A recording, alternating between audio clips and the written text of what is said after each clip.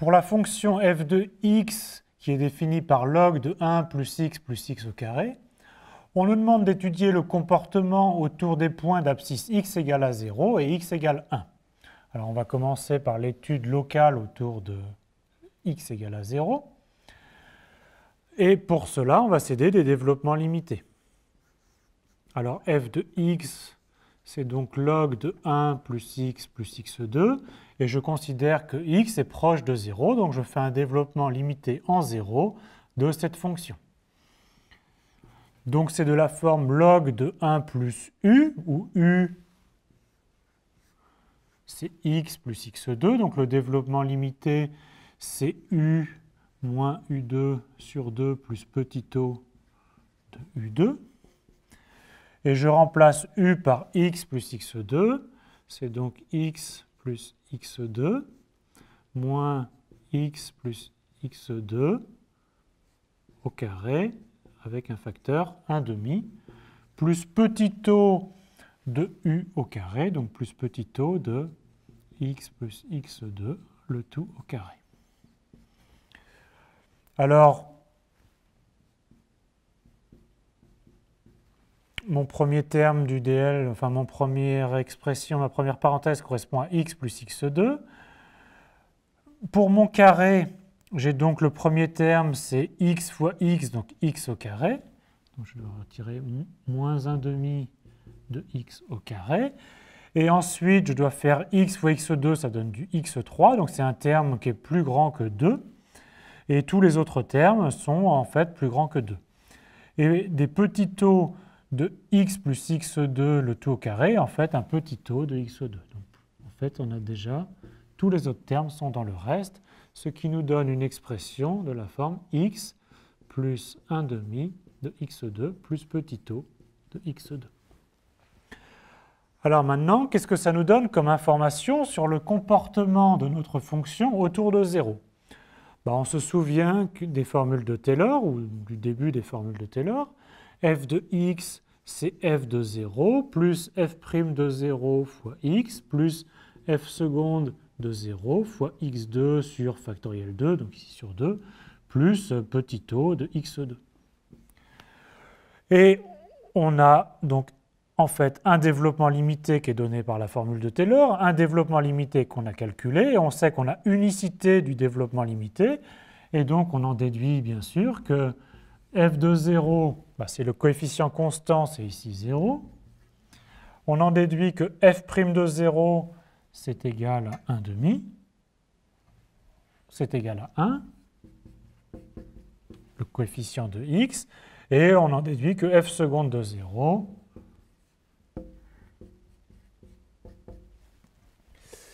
c'est aussi 1. Alors maintenant, on va pouvoir en déduire l'équation de la tangente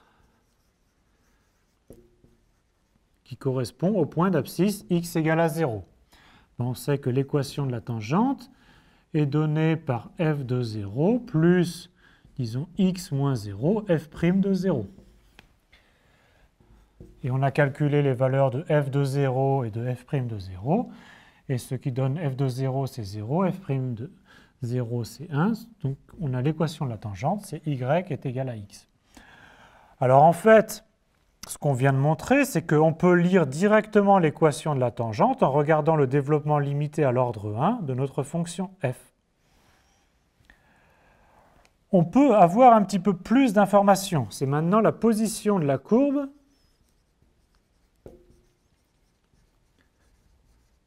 par rapport à la tangente. On va calculer f de x moins y, où y c'est l'expression de la tangente. Alors on a calculé le développement limité de f de x, qui est ici, et on retire y, et on a dit que y c'était l'équation x. Donc il reste juste 1/2 de x2 plus petit o de x2. Alors c'est peut-être le moment de se souvenir de ce que c'est que petit o de x2. C'est 1/2 de x2 plus epsilon de x fois x2, où epsilon de x est une fonction qui tend vers 0 lorsque x tend vers 0. Et donc ceci, je peux factoriser par x2, s'écrit 1/2 plus epsilon de x, le tout facteur de x2. Et on voit que lorsque x est proche de 0, donc epsilon de x est tout petit, et donc le signe de 1/2 plus epsilon, et bien sûr le signe de 1/2 est donc positif. Le x2 est positif aussi. Ça signifie que f de x moins y est positif, et donc le graphe de f est au-dessus de la tangente. Alors ceci, bien sûr, uniquement autour des points d'abscisse x égale à 0. Alors ça peut nous aider à tracer le graphe de la fonction que j'ai en fait déjà représenté ici. On a calculé l'équation de la tangente ici, y est égal à x, donc je peux tracer la tangente en 0. Et effectivement, ce qu'on a montré par le calcul, se voit aussi sur le dessin, c'est que le graphe de notre fonction f est au-dessus de la tangente, bien sûr, autour des points d'abscisse x égale à 0.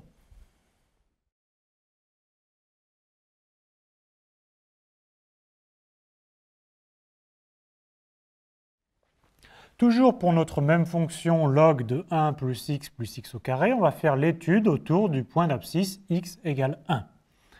Alors on n'aime pas trop faire des développements limités en x égale 1, et donc on pose souvent x est égal à 1 plus h, autrement dit h est égal à x moins 1, et comme x est proche de 1, alors h est proche de 0. Donc on va faire un développement limité en 1, en se ramenant à un développement limité en 0. Donc on a dit que x c'était 1 plus h, donc je remplace 1 plus h plus 1 plus h au carré. Ce qui me donne log de... Alors des termes 1, quand je vais développer mon carré, je vais obtenir 3. Plus h plus le double produit, ça fait plus 3h, et plus le carré, h au carré. Alors on a maintenant bien h qui est vers 0, mais nous ce qu'on connaît, c'est un développement limité de log de 1 plus u, où u est proche de 0. Donc là on a log de 3 plus quelque chose. Alors pas de problème, on sait faire. On factorise par 3 pour obtenir 1 plus h plus h2 sur 3. Et on sait que log de a fois b, c'est log de a plus log de b. Et donc on obtient log de 3 plus log de 1 plus h carré sur 3. Alors le log de 3, on n'y touche pas, c'est notre constante. Et on a ici bien log de 1 plus u. Et u, ce u qui est h plus h2 sur 3, est bien proche de 0. Et donc, on a bien la forme log de 1 plus u, dont on connaît le développement limité. Donc, ça fait log de 3 plus u, c'est-à-dire h plus h2 sur 3, moins u2 sur 2,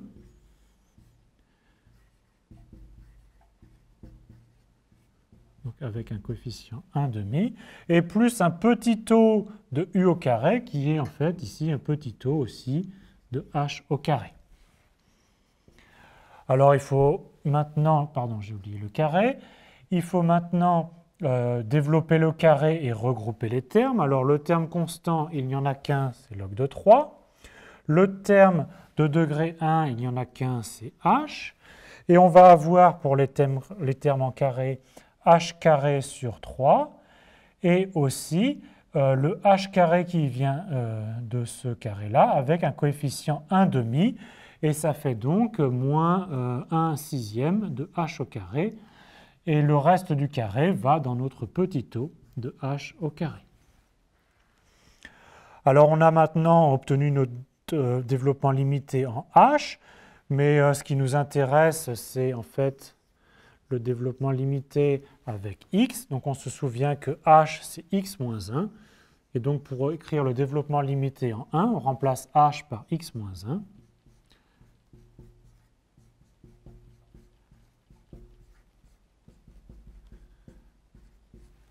Donc voilà, notre développement limité en x est égal à 1 de f à l'ordre 2.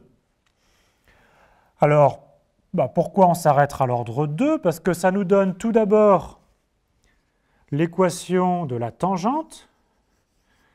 L'équation de la tangente se lit directement, c'est le développement limité à l'ordre 1 de f. Donc l'équation de la tangente en x égale 1, son équation c'est log de 3 plus x moins 1. Et ça donne aussi la position de la courbe, donc du graphe de f par rapport à la tangente en 1. Alors pour connaître cette position, on calcule f de x moins y, où y c'est notre expression de l'équation de la tangente. Mais quand on fait f de x moins y, il reste moins 1/6 de x moins 1 au carré plus des petits taux de x moins 1 au carré. Le terme qui compte, c'est bien moins 1/6 de x moins 1 au carré. L'autre est beaucoup plus petit. Et ce terme-là est négatif parce qu'on a un coefficient moins 1/6 autour de x égale à 1. Ça signifie que le graphe de f est en dessous de la tangente. Ceci, bien sûr, autour des points d'abscisse 1. Alors, reportons graphiquement ce qu'on a trouvé par le calcul. On a l'équation de la tangente ici, y est égal à log de 3 plus x moins 1. Donc, on peut tracer la tangente au point d'abscisse 1.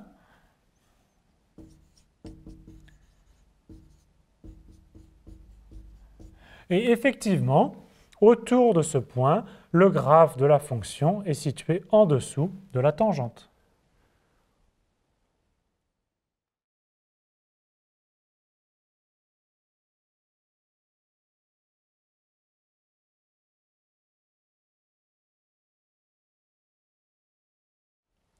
Revenons sur la position du graphe d'une fonction par rapport à sa tangente et comment les développements limités nous aident à trouver cette position.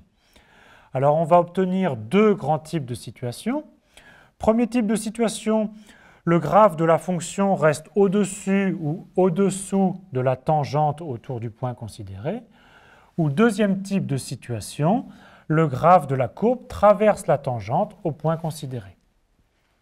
Alors pour obtenir ces différents cas, on fait un développement limité de f au point d'abscisse x égale a qu'on veut étudier. Et le développement limité va commencer de cette façon. Ça commence par une constante, plus C1 facteur de x moins a. Et ensuite, on note ck, le premier terme non nul. Donc ck, c'est le premier coefficient qui vérifie ck est différent de 0. Et bien sûr, un coefficient à partir de 2. Donc je prends le premier coefficient non nul suivant après le dl d'ordre 1. Alors, il y a plusieurs choses. Il y a tout d'abord la tangente. Alors, quand on a le développement limité à l'ordre 1, on a en fait l'équation de la tangente, qui est l'équation C0 plus C1 facteur de x moins a. Et pour obtenir la position de la courbe par rapport à la tangente, il faut faire f de x moins l'expression qui vient de l'équation de y et étudier son signe.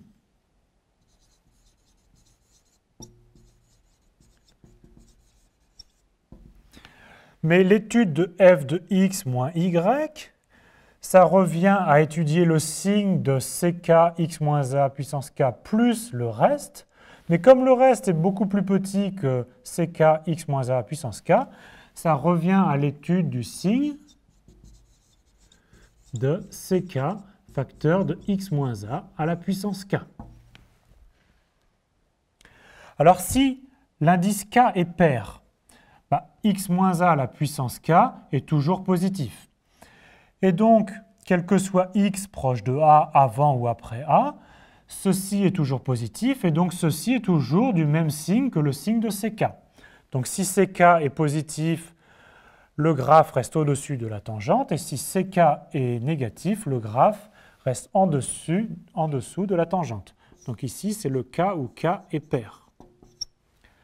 Par contre, si K est impair,